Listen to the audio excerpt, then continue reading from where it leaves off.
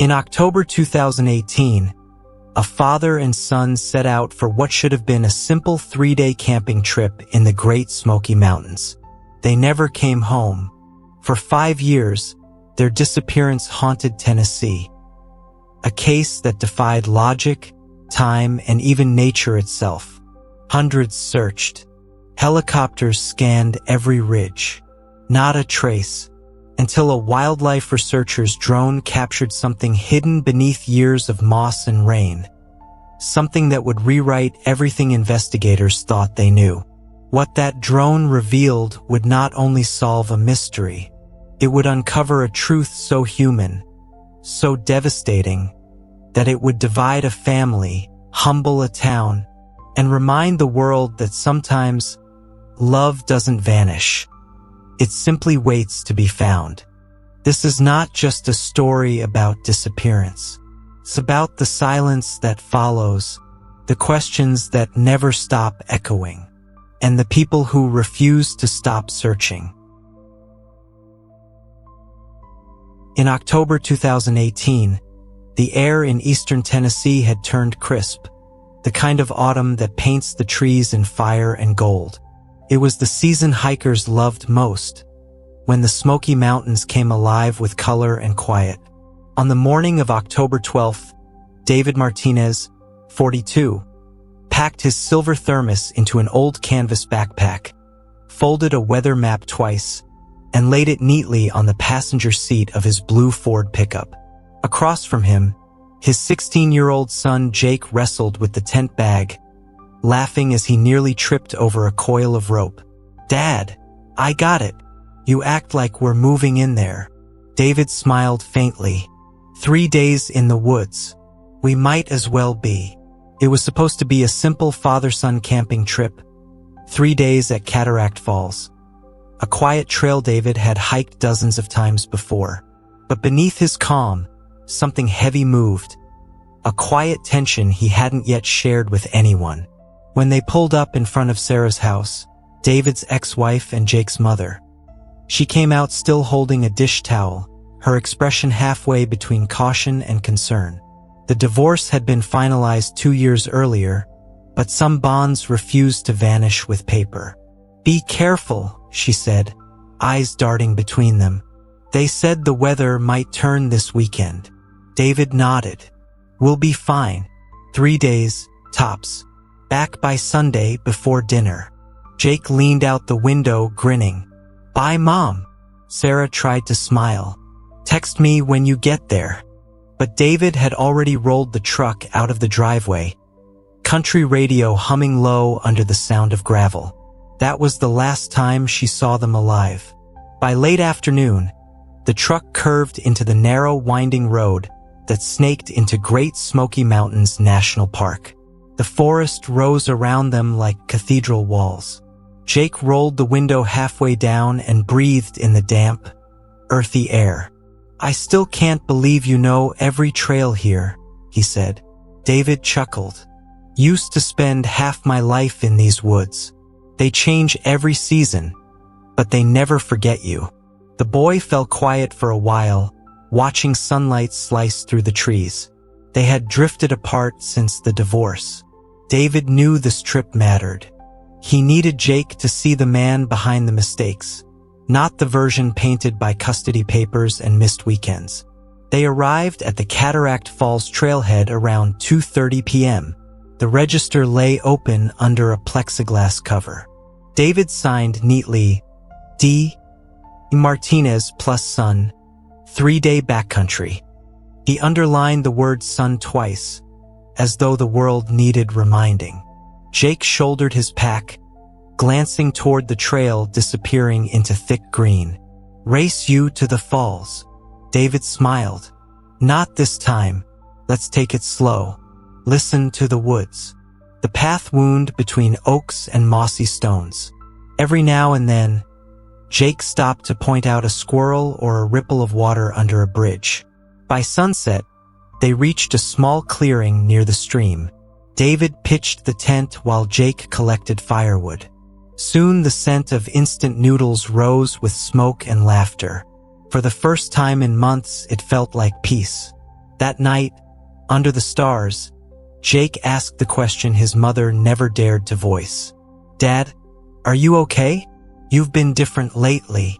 David poked the fire with a stick, embers drifting up like fireflies. "I'm fine," he said softly.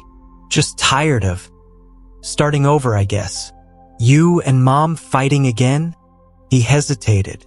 "No, son, it's not about her. Sometimes life just goes quiet on you." The forest answered with its own silence, the distant rush of water, the whisper of trees. Jake nodded, not understanding, but sensing the weight in his father's voice. When the fire died down, David reached into his jacket pocket and pulled out a small compass. "This was mine when I was your age," he said. "If you ever get lost, anywhere, not just here, keep this on you." Jake smiled. "You really think I'll need it?" David stared into the dark. "Just promise me you'll hold on to it." The morning broke cold and pale. Mist rolled through the valley as they set off deeper into the mountains. "Last leg before Cataract Falls," David said. Jake pulled up his hood against the chill. "Feels like rain." He was right. By noon, thunder echoed across the peaks. The air thickened, then split open. Sheets of rain turned the trail into a river of mud. They found brief shelter under a rock ledge, drenched and shivering. "Let's wait it out," David said, scanning the horizon. But the storm refused to pass. When they resumed, visibility was poor. Fog crept low, muting every sound except their breathing. At some point, David noticed the path forked, left toward the marked trail, right toward a narrow ridge. He paused, confused. The map in his pocket was soaked, unreadable. "We stick left," he decided. Minutes later, a sharp sound, like rock splitting, cracked the silence. Jake turned just in time to see part of the ridge crumble. "Dad!" David reached out, grabbing his arm, but the ground gave way beneath them. The world tilted into chaos. Rain, mud, sliding earth, and then darkness. Sarah Martinez stood by her window, phone pressed to her ear for the 100th time. Straight to voicemail. She tried again. Same result. Outside, dusk had turned the street amber. She glanced at the clock. 8:47 p.m. They were 3 hours late. David was punctual to a fault. Even during their worst years, he never broke his word about Jake. Her fingers trembled as she scrolled through her contacts and stopped at a number she never wanted to dial. Great Smoky Mountains National Park Emergency Services. A calm voice answered. "Ranger Thompson speaking. My ex-husband and my son. They were supposed to be back today. They're not answering their phones." Within minutes, a report was filed. Within an hour, rangers had located the truck, still parked where David left it. Keys in ignition, doors unlocked. By dawn, a full search and rescue team assembled at the trailhead. As the first light cut through fog, Ranger Thompson glanced toward the mountains and muttered, "This forest keeps secrets." October 16th, 2018. Dawn. A light rain clung to the treetops as the first rescue trucks rumbled into the gravel lot at the Cataract Falls trailhead. Steam rose from their hoods. Radios crackled in the cold. The blue Ford pickup still sat exactly where David had left it. The windshield was fogged from the inside, like a breath that had never cleared. Ranger Thompson ran a gloved hand along the doorframe.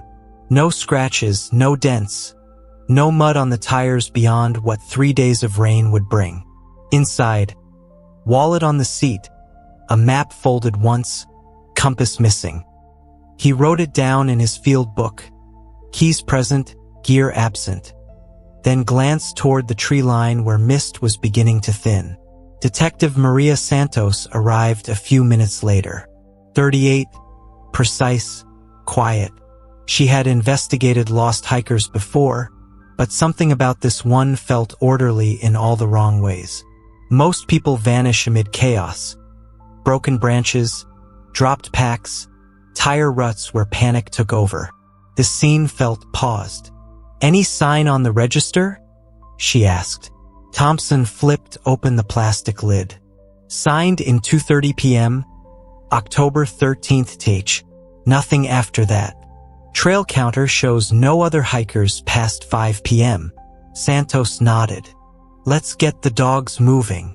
By 8 a.m., 3 bloodhounds, Rex, Mabel, and Scout, were clipped to harnesses and straining forward, noses low to the mud. Sarah Martinez stood near the ranger truck, clutching her phone as though it were a lifeline. She hadn't slept. The night had been a blur of headlights and waiting rooms, of rangers repeating calm phrases she couldn't process. When the dogs picked up the scent, hope lit her eyes. They followed the trail cleanly for the first mile. Footprints matching David's boot size, smaller ones beside them, Jake's sneakers half filled with rainwater. Then, at mile 1.4, the dogs stopped. All 3 at once. They circled, whined, and began to paw at the same patch of slick clay before losing the scent entirely. Jim Collins, the handler, frowned. These hounds can track a week-old trail through floodwater. For them to drop scent this fast, something's off. Rain washed it out? Thompson offered. Maybe, but not like this. It's like the scent ends here. He looked down the slope that fell sharply toward a streambed below. The water was swollen, loud, and brown from the storm.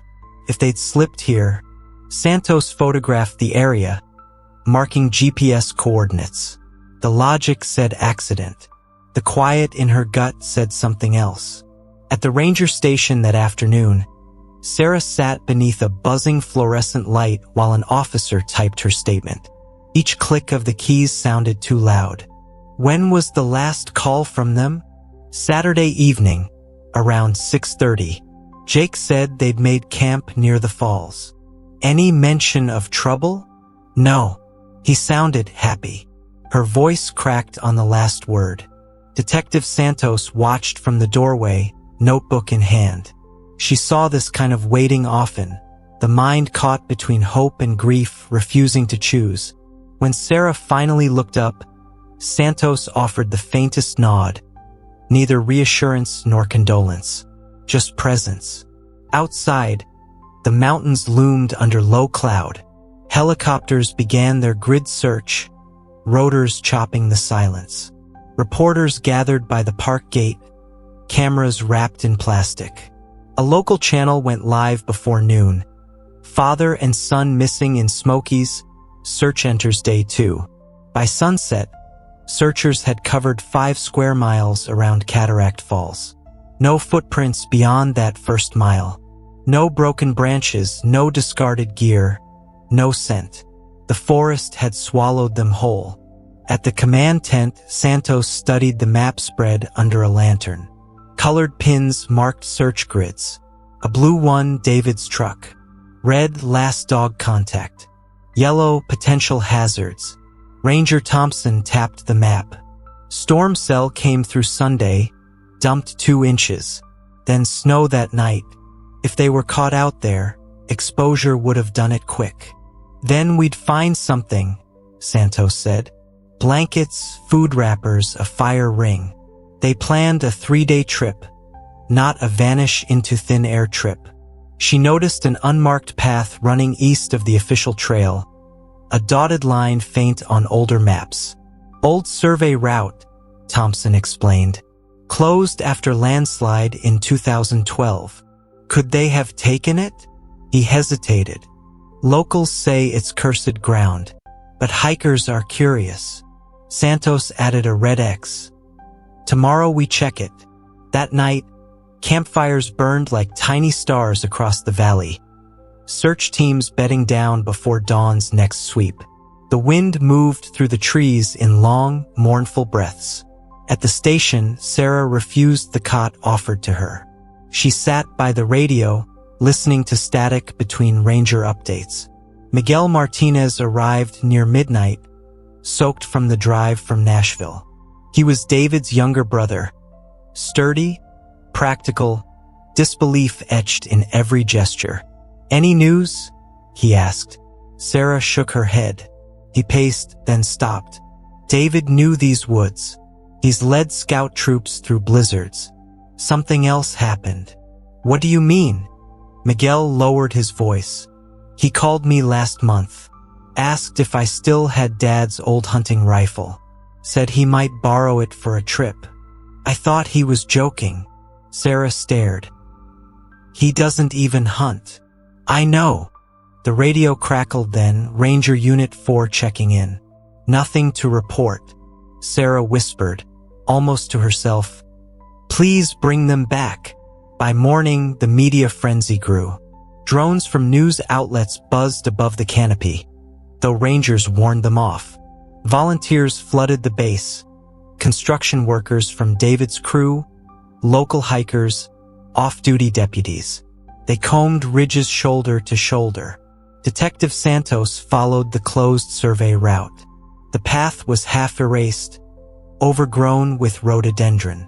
100 yards in, she found the first odd sign.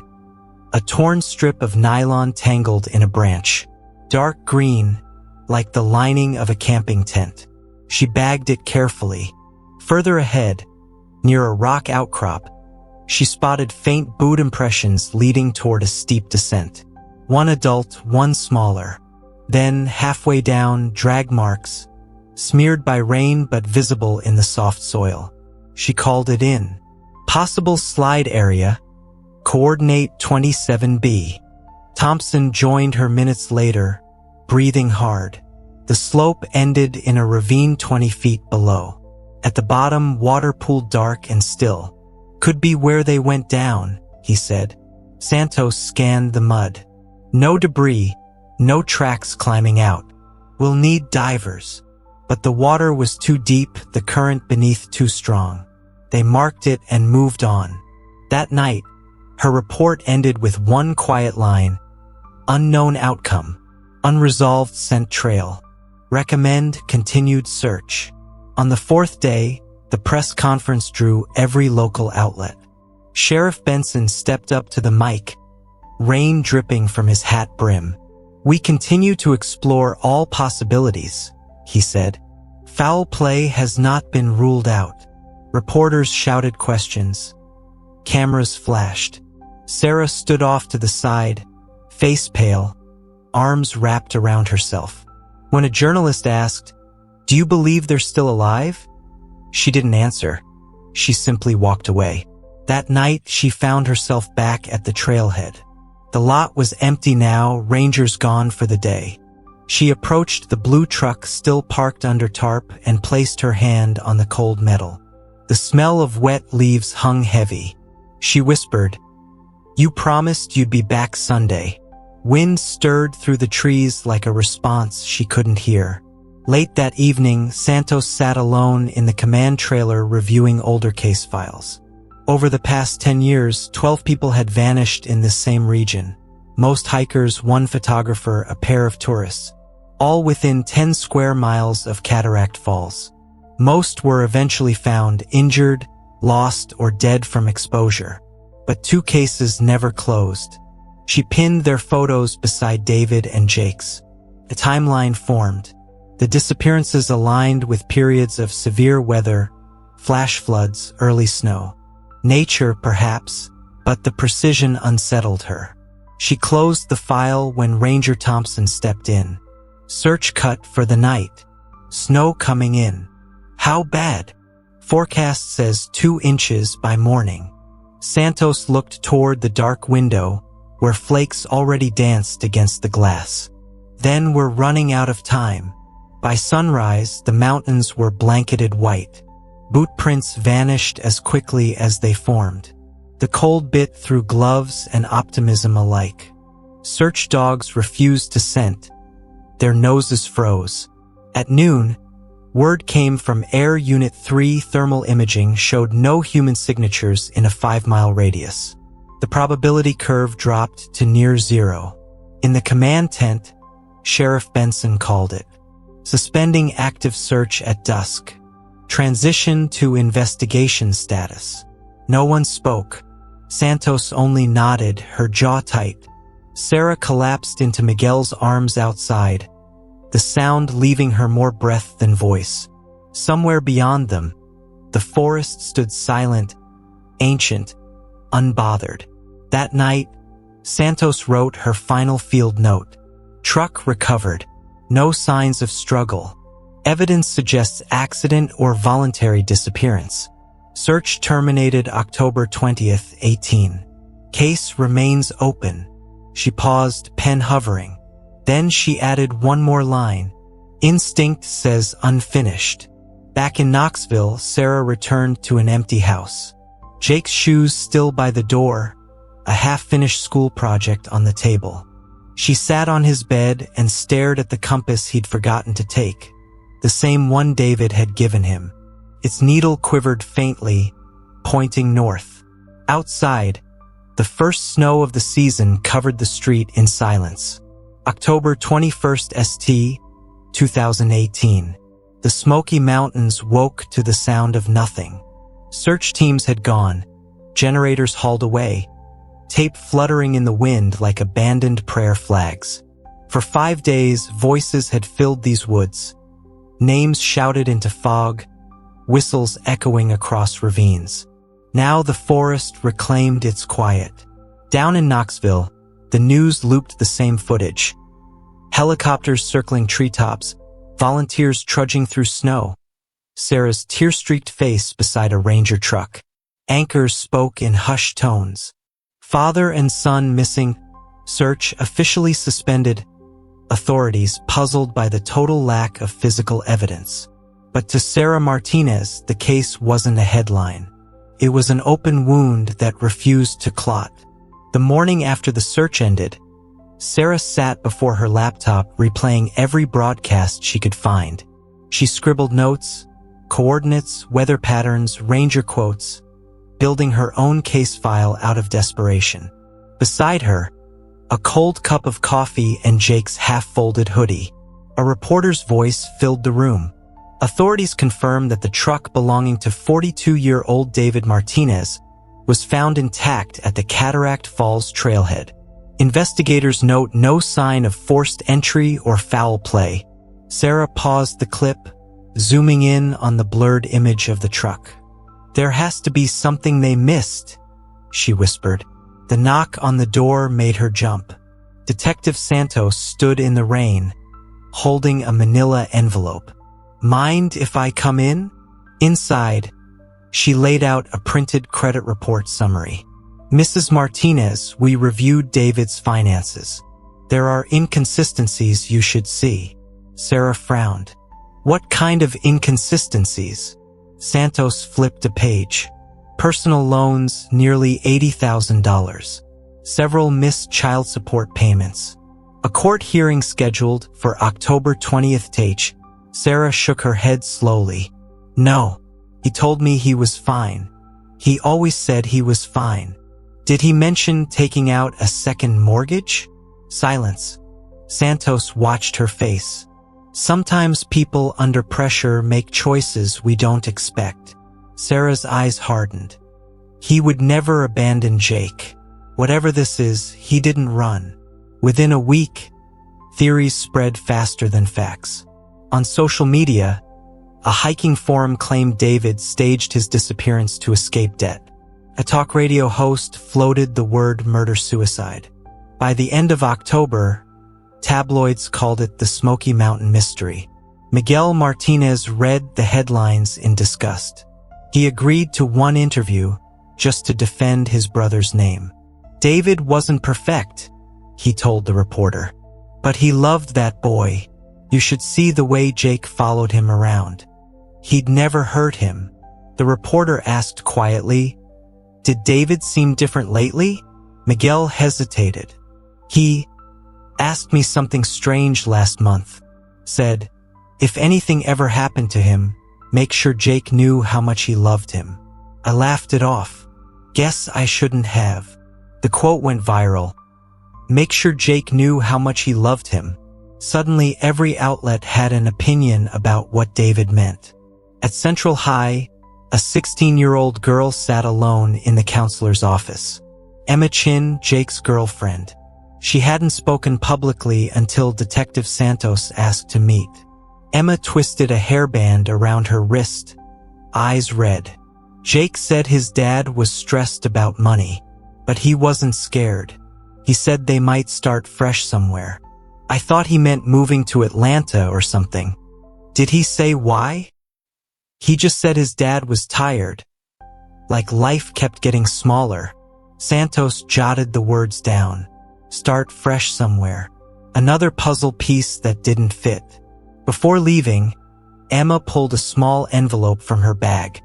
He gave me this on Friday before they left.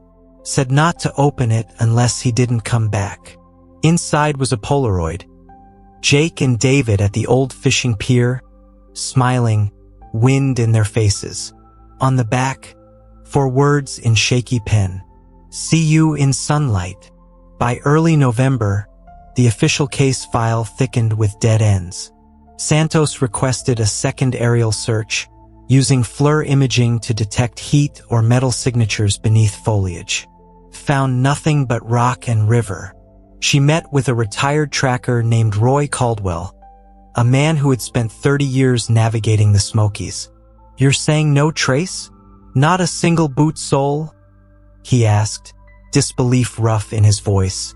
That doesn't happen out there. Mountains take, sure, but they always give back something. Santos leaned forward. What if they didn't just get lost? What if they left on purpose? Caldwell shrugged. Then why leave the truck? Why sign the register? He glanced toward the gray outline of the ridges.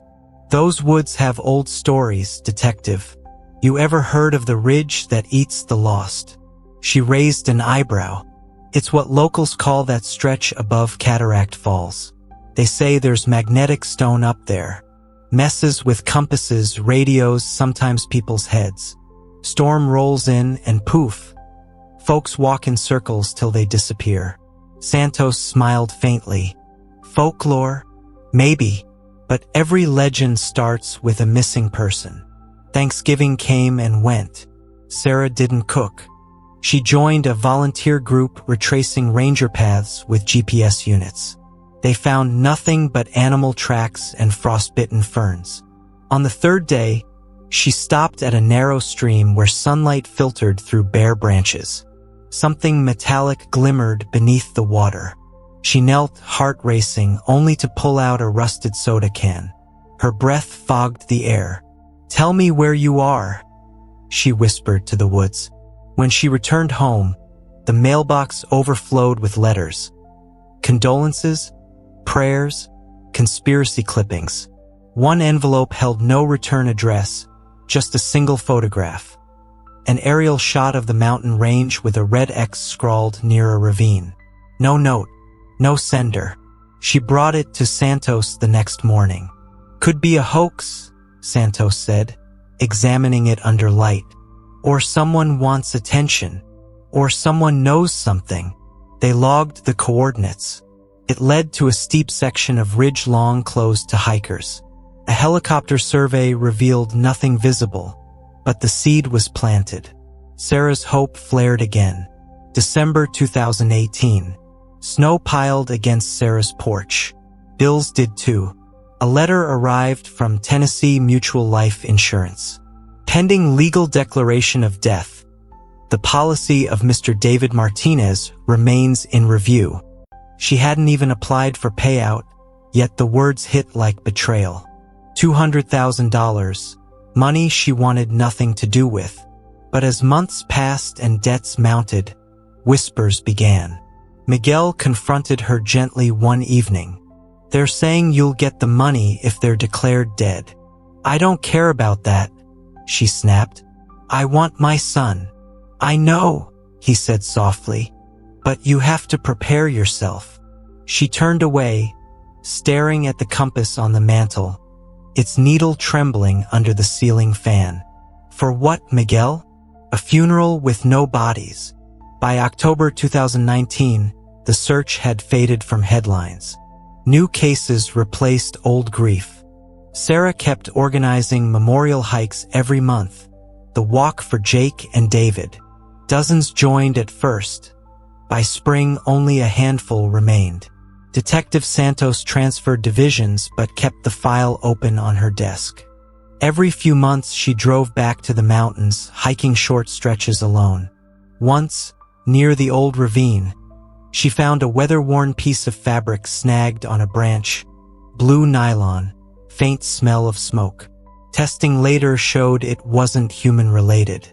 Still, she kept it in a drawer marked Martinez case, fragments.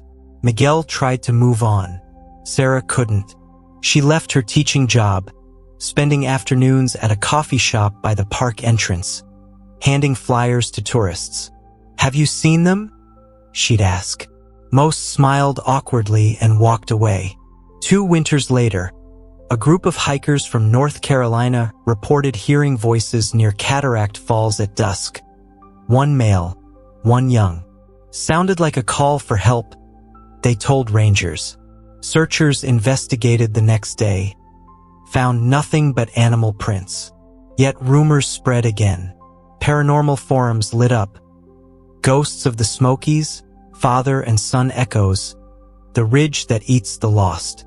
Sarah avoided those sites, but late at night, when sleep wouldn't come, she sometimes clicked through threads until dawn, scrolling photos of fog-draped trees and believing, just for a heartbeat, that maybe they were still out there. In 2020, heavy rains triggered landslides across the park. When cleanup crews reopened a closed trail, Santos, now with the Bureau of Missing Persons, requested access. Mudslides had carved new channels through the hills, exposing layers of stone unseen for decades. Among the debris, workers found a half-buried hiking pole. The grip bore initials burned into wood, DM. She stood over it for a long time before bagging it. Could have been anyone's. Could have been his. She delivered it to Sarah personally. Sarah's hands shook as she traced the letters. "It's his," she whispered. "He used to carve initials on everything." The evidence report later read inconclusive. The pole's age matched, but no verifiable trace remained. Still, it renewed Sarah's conviction. They didn't leave. The mountain took them. By 2021, the hiking community had turned the tragedy into tradition. Each April, they organized the Jake Martinez Environmental Scholarship Hike, funding college grants for students studying ecology. Sarah attended every year, walking the trailhead that had become a memorial. She spoke rarely now, but when she did, her words carried calm grief. "Some people think disappearance means ending. I think it means unfinished love, a story still walking." Camera crews filmed her.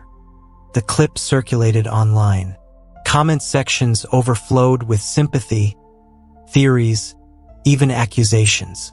The internet never forgets its mysteries. Late 2022, a truck stop attendant 40 miles from the park reported a man and teenage boy matching the missing pair. Grainy footage showed silhouettes fueling a pickup, but resolution too poor for confirmation. The case reopened briefly, then closed again when timestamps conflicted. By year 5, only Sarah and Detective Santos still believed there was more to find. Santos once told a colleague, "Some cases die quietly, others keep breathing beneath the dirt." The Martinez case, she knew, was the latter. October 2023. A light snow fell over the Smokies. A graduate student testing a new drone for wildlife research launched it near the Cataract Falls sector. His camera swept low across ravines rarely seen by hikers. 30 minutes into flight, the feed glitched, then caught a flicker of color deep beneath a canopy. Something metallic, blue-gray, half submerged in moss.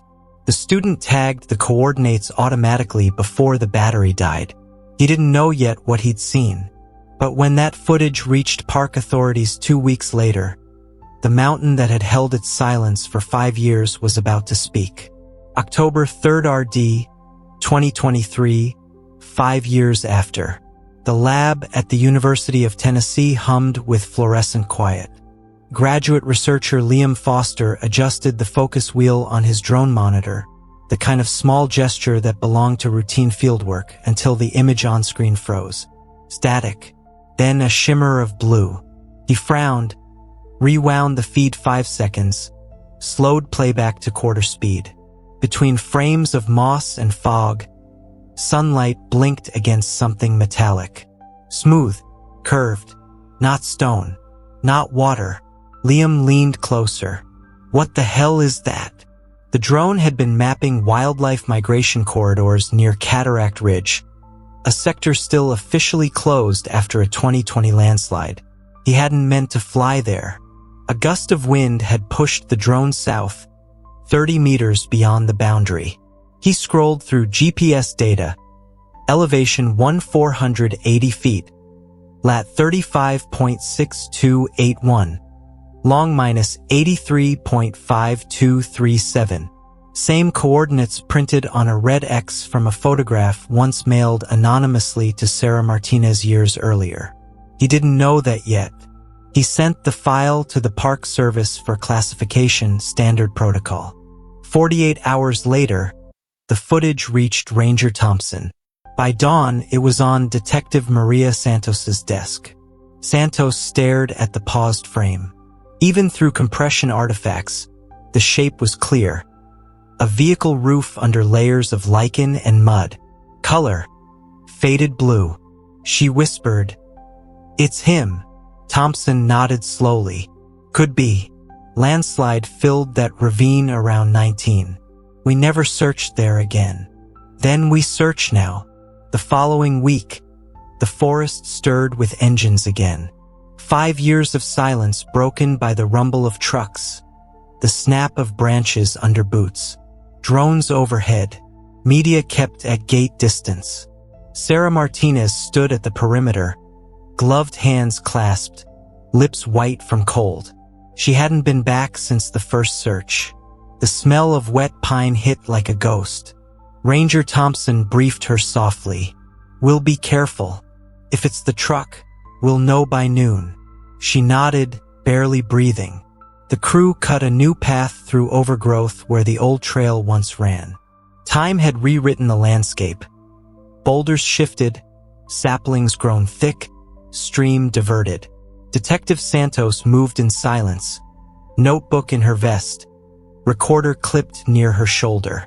The only sounds were metal tools scraping earth and the rhythmic callouts of coordinates. By mid-morning, one excavator cleared the last layer of soil. A glint surfaced, paint dulled to the color of ash. "Stop," Santos said. "Hand tools from here." They worked with trowels, uncovering a roof, then a windshield collapsed inward, then the unmistakable curve of a Ford pickup hood. Sarah's breath broke behind the tape. "It's his truck." Her voice cracked on his. Santos crouched near the driver's side, flashlight sweeping inside the dark shell. A skeleton slumped against the wheel, clothing shredded by rot and weather. Beside the seat, an old thermos, crushed but intact. A wristwatch still on bone. She noted quietly, "Male adult, single occupant." Miguel whispered, "Where's Jake?" No one answered. By afternoon, forensics cataloged every artifact. Wallet, ID confirmed David Martinez. Compass missing, rusted pocket knife, a child's backpack strap tangled under the seatbelt.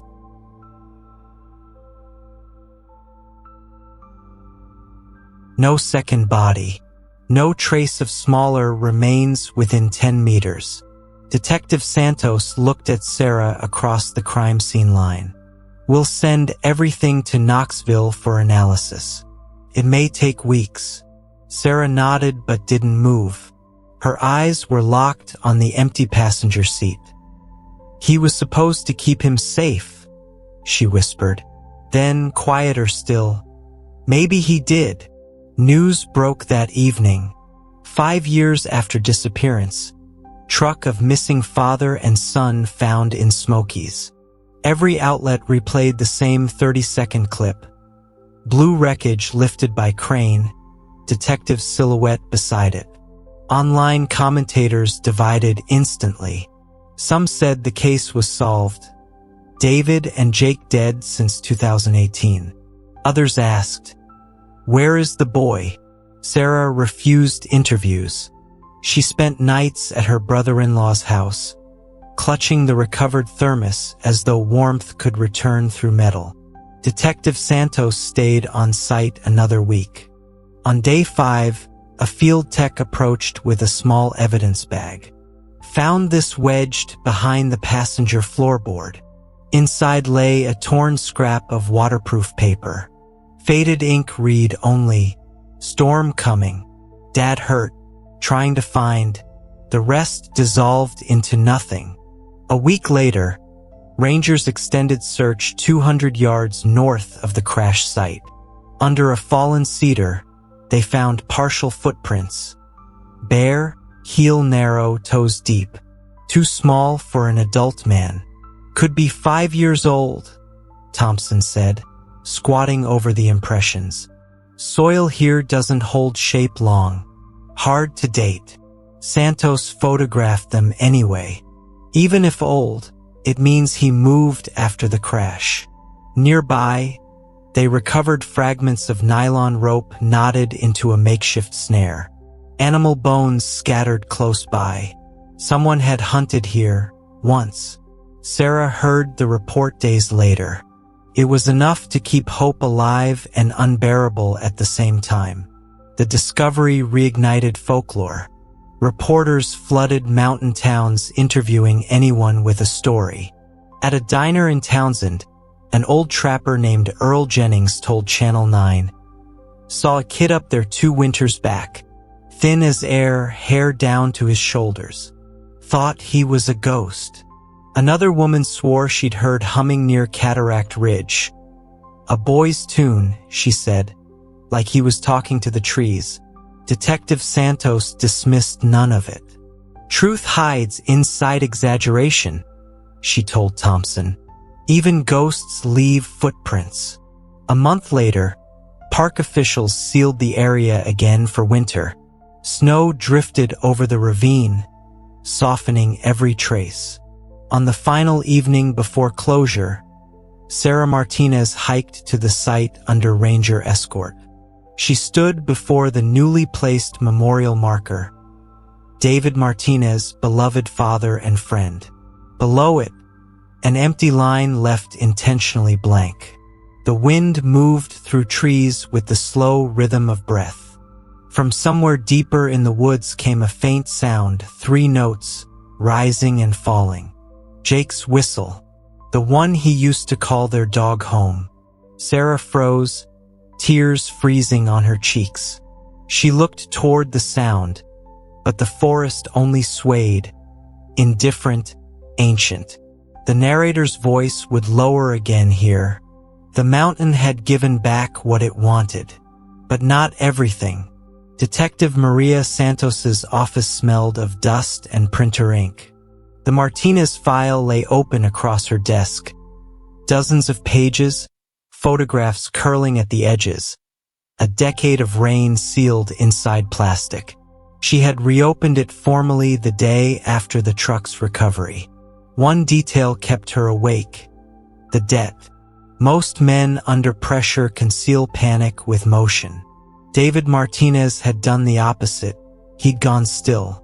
She flipped through bank statements again.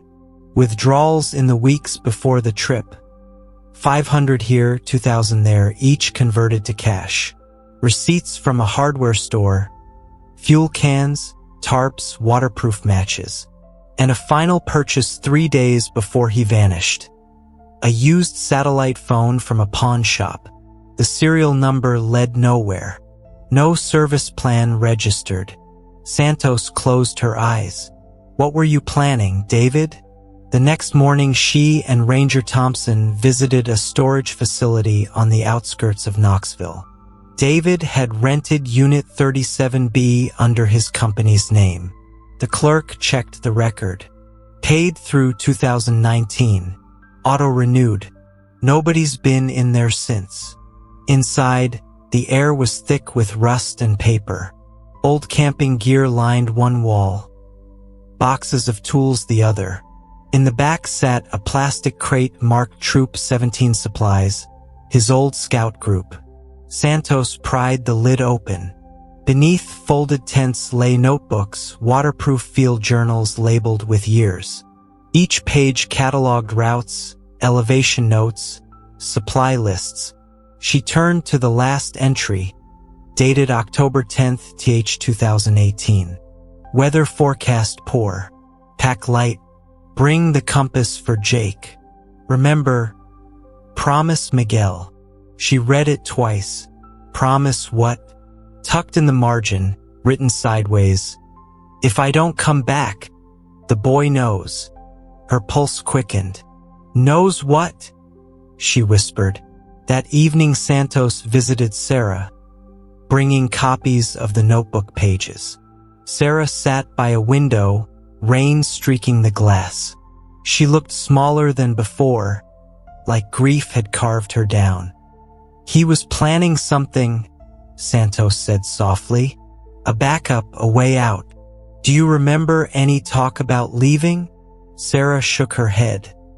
He loved those mountains, but he wasn't running. Maybe he was preparing for failure. He hated failing. She traced the handwriting with her finger. He wrote this for Jake. Maybe he told him something before they left. Santos watched her closely. What if Jake understood that message differently? If he thought his father wanted him to survive, no matter what? Sarah's eyes lifted, sharp. Then he's still alive. Santos met Emma Chin for a follow-up. College now, older but still carrying guilt. I kept something else, Emma admitted, pulling a small memory card from a chain around her neck. Jake filmed everything on his phone. The police copied it back then, but this file wouldn't open. I fixed it last year. Santos loaded the video. Grainy footage. The inside of a tent. Rain outside. David's voice, tired but calm. Storms stronger than forecast. We'll stay put till morning. Jake's worried. I told him every trail has a way out. You just have to find the quiet. Jake laughs faintly off camera. Say hi, Mom. He waves, sleepy, smiling. Then the video ends with static and one last audible word from David. Remember the compass. Santos exhaled. He wasn't afraid of dying. He was instructing his son. Back at headquarters, analysts traced David's loan activity. One transfer stood out. $9,000 wired to an unlisted account under the name Elias Wren. Never connected to him before. Public records search. No license, no residence. But the name appeared once 12 years earlier on a rescue team roster for the Smoky Mountains. A wilderness medic who vanished after a climbing accident. The hermit legends. The survivor sightings. Santos tapped the photo pinned to her board. Could Elias Wren have been the stranger Jake mentioned in his half-sentence note? Rangers recalled an abandoned shelter near Ridge Creek. Santos and Thompson hiked there through rain-slick roots. The cabin leaned against the slope, its door long gone. Inside, rusted tools, broken lanterns, a collapsed cot. On the wall, carvings. Wren 1989 and beneath it J.M. Santos's flashlight trembled slightly. Jake Martinez, she murmured. She photographed everything. Near the fireplace, a tin box. Inside, animal bones, flint stones, and a scrap of modern paper. The torn corner of a notebook with one legible phrase. He saved me, Thompson whispered. So the kid met him, or lived with him. Back in camp, Santos drafted her report. Evidence suggests post-crash survival by minor, Jake Martinez. Possible assistance from local hermit, Elias Wren. Duration unknown. She added a final thought privately. Sometimes survival looks like disappearance. Sarah received the news the next day. She read the summary 3 times, tears caught between disbelief and relief. "He saved my boy," she whispered, "and my boy saved him." November 2023. Morning light spilled over the Smokies like thin milk. Frost smoked from the ground. Every breath turned visible. Detective Maria Santos, now assigned to the Bureau's Cold Case Division, stepped out of a rented SUV beside the trailhead that had once carried hundreds of searchers. Only the forest remained, older, quieter, unbothered by headlines. Waiting for her was Liam Foster, the graduate researcher whose accidental drone footage had broken the silence weeks earlier. His face was pale from sleepless nights and something heavier: guilt. "I didn't mean to find them," he said. Santos adjusted her gloves. "Nobody ever means to find ghosts." They hiked toward the ravine where David Martinez's truck had been unearthed. Drones hovered above, mapping a wider grid. For the first time since 2018, officials granted full excavation access. The new coordinates pointed 50 yards east of the wreckage, where rockfall hid a narrow opening. Inside, air smelled of clay and wet ash. A faint current tugged at Santos's flashlight beam. Liam crouched, brushing away leaves. Thermal scan showed residual heat here. Animal maybe, or something that once burned, she finished. They entered single file. Walls glistened with mineral sheen, ceiling low enough to scrape helmets. After 15 feet, the passage widened into a small chamber. A stone ring sat at its center, what might once have been a fire pit. Scattered around it, fragments of cloth, a rusted tin cup, bones small enough to be animal, but one femur unmistakably human. Santos whispered to her recorder, "Partial remains located adjacent to camp debris. Possible adolescent. Request forensic extraction." Near the wall lay a waterproof pouch, stiff with age. Inside, a notebook sealed in plastic. The first page survived. October 18th, Dad can't move. Leg broken. I'm going for help tomorrow. Left compass with him. Said follow the sun east if I don't come back. The next entries bled to brown. On the final readable line, the boy's handwriting slanted. Met a man today. Says his name is Elias. Santos closed the book gently. He found the hermit. News of the discovery spread again. Sarah Martinez returned to Knoxville for DNA confirmation. She met Santos in the bureau lobby. Both women older, shadows behind their eyes. Is it him? Too early, Santos said. But there's something else. The remains we found aren't alone. Sarah's fingers tightened around her coat. You mean Elias? We think so. 2 bodies. One smaller, one adult male, not David. Signs of long-term habitation, fire rings, storage pits. They lived there together. Sarah's voice fell to a whisper. He survived, at least for a while. Santos nodded. Long enough to write. Forensic labs restored what they could. Entries pieced together a timeline of survival. Day 1, Dad trapped under truck. I stayed. Gave him last water. He told me to climb high if I see smoke. Day 3, storm washed camp. I found a cave. Someone else here. He helped me drag Dad inside. Day 5, Dad sleeping a lot. The man says he used to be a medic. Name Elias. Day 6, Dad stopped breathing. Elias buried him near the stream. Day 12, we share food. He teaches me snares. He says storms change people. Month 2, snow. I still have the compass. Want to go home when spring comes. The last page, fragmented but legible. If someone finds this, we tried. He said every life we save counts twice. Tell Mom I stayed because he was sick. Tell her I wasn't afraid. Sarah read the words under sterile lab light. Her tears fell silently onto the plastic sleeve. Excavation teams unearthed a crude cross made of 2 sticks bound with fishing line. Beneath it, traces of 2 graves. Soil analysis showed one burial older than the other by several months. Elias Wren, the hermit, had outlived Jake. Next to his remains lay the compass David had given his son. Santos stood beside Sarah as the wind rose through the gorge. He died trying to bury him, she said softly. Maybe infection. Maybe winter. Sarah closed her eyes. They saved each other. For a moment, the forest felt almost merciful. December 2023. A private memorial took place at the Cataract Falls Overlook. Rangers, family, former volunteers, fewer than 20 people. The drone footage that once began it all played silently on a screen.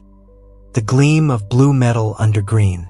When it ended, Sarah stepped forward with the compass hanging from a chain. She placed it on the plaque that bore both names now joined. David and Jake Martinez, lost to the mountains, found by grace. Her voice carried in the wind. You found your way home. Later that night, Santos returned alone to the ridge. The bureau would close the file in the morning. She sat on a rock above the dark forest, listening. The wind moved through branches with a rhythm she'd come to know. Somewhere below, an owl called 3 notes rising and falling. Jake's whistle again, or just memory? She spoke softly into the recorder one last time. Case 2741, Martinez, David and Jake. Evidence concludes death by exposure after prolonged survival. But I believe the mountain didn't take them. It kept them until it could teach us what endurance means. She turned off the recorder. The red light blinked once, then died. The camera of the imagined film would pull back slowly, over trees, over snow, over the faint silver line of a truck half swallowed by moss, until only forest remained. Some disappearances end in silence. Others end in understanding. In the Smoky Mountains, one father and one son walked into a storm and left behind a story that refused to vanish. They were never truly lost, just waiting to be found. January 2024. The mountains were quiet again, but the world beyond them was not. A regional radio host read the headline aloud between songs. Father and son confirmed dead after 5 years missing. Investigators say survival notebook found. Across Tennessee, listeners fell silent.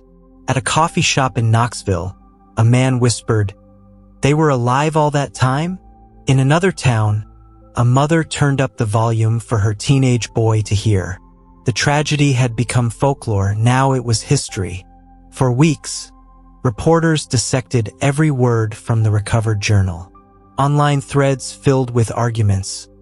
Why didn't they find them sooner?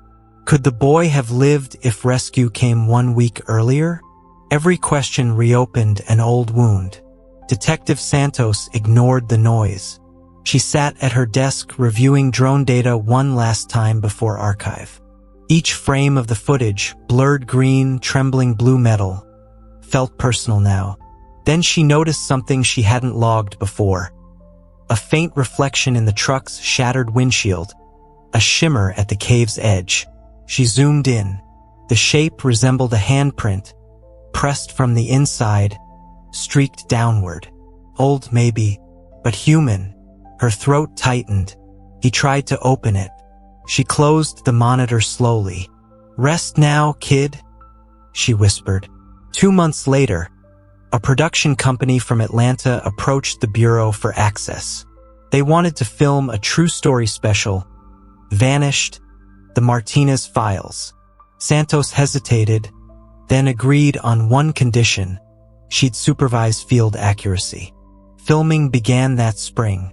Camera drones traced the same flight path that had revealed the truck. Boom mics caught wind sliding through pine needles. Actors stood in for David and Jake, though their faces would never be shown. Faceless, just like the story Santos had always told to protect the dead. During the first night shoot, fog rolled down the ridge in slow ribbons. The cinematographer lowered his camera and muttered, "This place breathes." Santos almost smiled. "It always has." Sarah Martinez visited set only once. She watched from a distance as the actor playing her son walked a path of artificial snow. When the director asked if she wanted to consult on the dialogue, she shook her head. "Let them tell it in silence," she said. "That's how the mountain remembers." May 2024. The documentary aired on a Friday evening. Within hours, it reached 2 million views. The narration was calm, factual, aching. For 5 years, they were presumed lost. But sometimes the wild doesn't destroy, it shelters. The Smokies kept a father's promise and a son's courage until the world was ready to listen. Viewers wrote thousands of comments. "I cried for people I never met. Reminds me to call my dad. Proof that love leaves tracks." Sarah watched alone in her living room. The screen glowed blue against her face. Outside, summer rain tapped the windows like soft applause. When the credits rolled, she whispered the same phrase that closed the film, "See you in sunlight." The broadcast reignited old memories for locals. Tourists began leaving small wooden compasses along the trailhead fence. Park rangers stopped counting after the first 100. Miguel visited the overlook one dawn and found a note pinned to a post. "To the Martinez family, my brother and I argued for years. We watched your story together tonight. Thank you for reminding us what matters." He folded the note carefully and mailed it to Sarah. She kept it in the same box as Jake's notebook. Detective Santos filed the case closure in July. Yet she couldn't let go completely. On her computer desktop, she saved one last image. The aerial photo of the ravine glowing at sunrise. File name, unlost.jpg. Autumn returned, and with it the 5th annual scholarship hike, now renamed the Compass Walk. Hundreds came. Hikers, students, families who'd lost someone to wilderness or war or silence. Each carried a small compass. At the summit, they placed them in a clear box beneath a sign. For those who found their way home, by path, by memory, or by love. Sarah stood at the front, holding Jake's original compass. She addressed the crowd, voice steady, eyes bright. "When you walk these mountains, don't think of loss. Think of what the forest gave back. Courage, kindness, and the proof that even in the coldest dark, someone waits to guide you home." Applause rose like wind through trees. And for a moment, it felt as if the Smokies themselves were listening. September 2024. In a climate-controlled vault at the University of Tennessee, a small team of archivists turned the fragile pages of a dirt-stained notebook under glass. Every motion was slow, reverent. The handwriting inside, uneven, sometimes childlike, sometimes startlingly precise, belonged to 16-year-old Jake Martinez. Detective Maria Santos stood beside Dr. Helen Kerr, the forensic linguist charged with restoration. "What you're reading," Kerr said softly, "isn't just a survival log. It's a love letter to time." She pointed to the first restored section. "Day 20, he's getting better. The man Elias shows me how to make fire from a spark stone. Says you never panic if you can make light." Santos closed her eyes. That's him, always learning. They read for hours. The entries charted hunger, weather, exhaustion, but also wonder. Jake wrote about bird calls, the smell of wet pine, the sound of rivers under ice. His fear turned gradually into clarity. Day 49, Elias says people leave cities because silence can heal. I think Dad was trying to find silence too.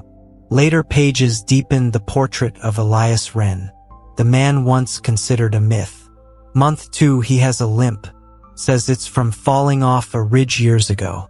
Keeps photos of a woman and a baby in a tin. He prays every night but never says who to. Month 3, he taught me to catch trout with hands. Said you have to think like the water, move slow and certain. Santos recorded each line aloud for the digital archive. Her voice trembled when she reached the passage dated January 4th. Year 2. I dreamed of Mom. Elias told me not to hate the mountain. Said everything living is borrowed, even daylight. I asked him why he stayed. He said, because someone has to watch the lost find peace. The room went still.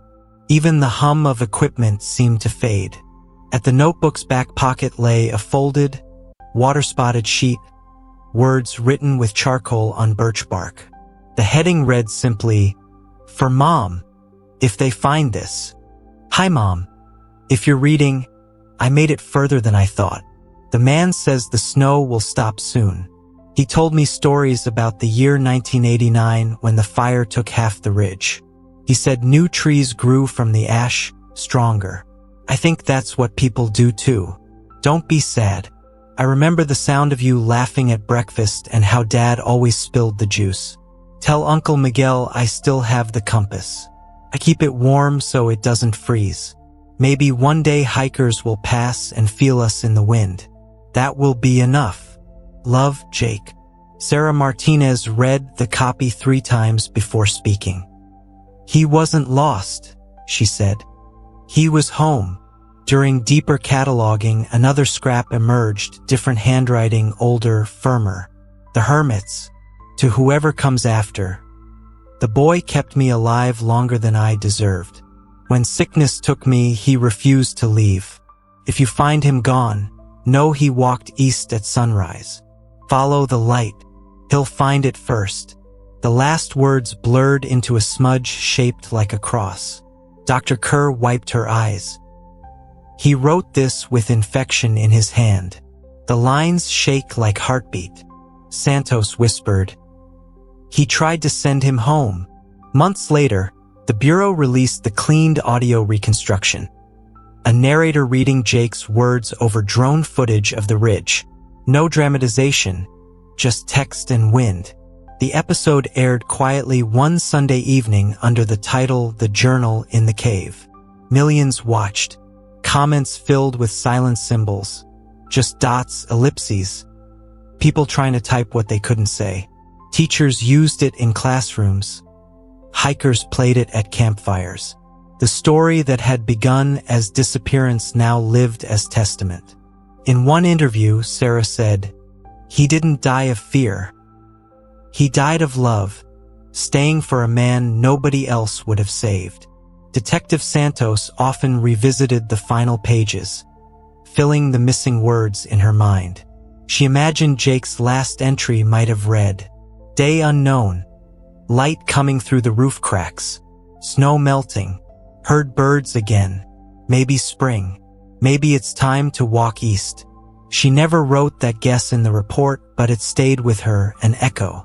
Inside the cave they left behind, moss now grows where 2 fires once burned. The pages of a boy's notebook tell us that survival isn't only about staying alive. It's about keeping kindness breathing in the dark. And perhaps that's what the mountain wanted us to learn. October 2024. Morning fog crawled through the valleys as Detective Maria Santos walked the ridgeline with a folded photo in her hand. The man in the photo, Elias Wren, 30 years younger, stared out with a steady, unreadable gaze. She'd found it in an archived ranger report from 1989. Volunteer medic lost during wildfire containment. Presumed dead. But he hadn't died. He had simply stayed. Santos spoke into her recorder. "If this is our hermit, he's been in these mountains more than 3 decades. Long enough to forget the world, or for the world to forget him." She looked down into the valley where Jake's cave had been found. Wind moved across the trees like breath across memory. At the Bureau archives in Gatlinburg, charred incident files still smelled faintly of smoke. The Cades Cove fire of '89 had devoured 3,000 acres. Among the missing, Elias Wren, a paramedic volunteer who'd refused evacuation when flames trapped his rescue team. He had radioed one last transmission before static cut out. "If I can't get them out, I'll stay till it's done." They found 3 bodies the next day, but not his. Dr. Helen Kerr summarized the findings later. Wren lost his wife and infant daughter in a car crash a month after that fire. He disappeared completely afterward. The mountain gave him what grief wanted most: silence. Santos murmured. Until Jake found him. In the recovered cave, anthropologists uncovered crude wall carvings. Stick figures holding hands, a fire between them, and above, 3 initials. E, W, plus J, M, plus D, M. David, Elias, Jake. 3 men bound by loss and mercy. Sarah Martinez visited the site with permission that November. She stood beneath the carving, her hand tracing the letters. 2 fathers, she said quietly. One learned too late, one never stopped trying. Santos watched her from the entrance, the lantern light flickering between them. It felt like standing in the heart of forgiveness itself. Reporters descended again, eager to paint Elias as myth or saint. But locals remembered him differently. Earl Jennings, the old trapper interviewed months earlier, returned to speak on record. He wasn't a ghost. He was polite, came down to barter once a year, brought pelts, asked for salt and matches, always left before dark. Another woman recalled leaving canned food on her porch every winter. Never saw him, but it'd be gone by morning. I figured he earned it. From fragments of these testimonies, a picture emerged. A man who lived in exile yet carried gentleness like a flame he refused to let die. Santos summarized for the record. He didn't vanish from humanity. He carried its last kindness into the woods. Late one night, Santos sat at her desk surrounded by open files. David's debts, Jake's notes, Elias's photos. She drew lines connecting events. 1989. Elias loses family, disappears into mountains. 2018. David, drowning in debt and shame, takes Jake camping to reconnect. Accident. Elias finds them, saves the boy. She whispered, "History doesn't repeat. It heals itself through others." It struck her then. David had gone into the woods searching for redemption. Elias had stayed there for the same reason. Jake had been the bridge between both, a life that turned their guilt into grace. When the second documentary released, The Stranger on the Ridge, its tone was quieter, less tragedy, more reconciliation. Viewers saw drone footage sweeping across the forest while a narrator read Elias's final note. "The boy kept me alive longer than I deserved. Some stories end when people meet. Others begin because they meet. One man walked into the woods to forget, another to be forgiven. And a boy, innocent of both, taught them what it means to stay." Sarah watched from the front row of a small theater, her hands folded. When the credits rolled, she stood and whispered, "Thank you, Elias." That winter, Santos visited the Memorial Ridge alone. Snow muted every sound. The horizon burned pale gold. She placed a single compass and a small carving knife on the memorial stone, tokens for all 3. Her voice, nearly lost to wind. "You saved each other. That's all anyone needs to know." She turned, walking away as the light softened through branches. Behind her, the trees sighed in unison, and a single bird call echoed. The same 3-note whistle that once called a father and son home. March 2025. 6 years after David and Jake disappeared, the Smoky Mountains yielded one final secret. Rangers testing upgraded heat mapping drones revisited the valley out of routine, not hope. Halfway through the flight, a faint thermal signature blinked from the cave site, 10 degrees warmer than ambient stone. Residual heat? The technician asked. Impossible, the supervisor murmured. No one's been there since fall. They sent the data to Detective Santos out of courtesy. She stared at the blinking spot on her laptop. A perfect oval, pulsing. Not heat from life, but from metal absorbing the sunrise. She enlarged the image and froze. Buried beneath thin moss at the cave's entrance lay a small circular shape. A compass, its glass cracked yet catching the light. The same compass David had given his son, somehow returned to the surface. As if the mountain itself had set it there. Santos drove back to the ridge alone, snow melting under early spring. At the mouth of the cave, she brushed away leaves until metal gleamed. The needle still pointed north. She whispered, "You kept your promise." Later, under lab light, forensic imaging revealed faint letters etched by hand into the back of the casing. Not factory engraving, something scratched with a knife. 2 words, "We stayed." Santos stood motionless for a long time. Then she smiled, eyes wet. "Yes, you did."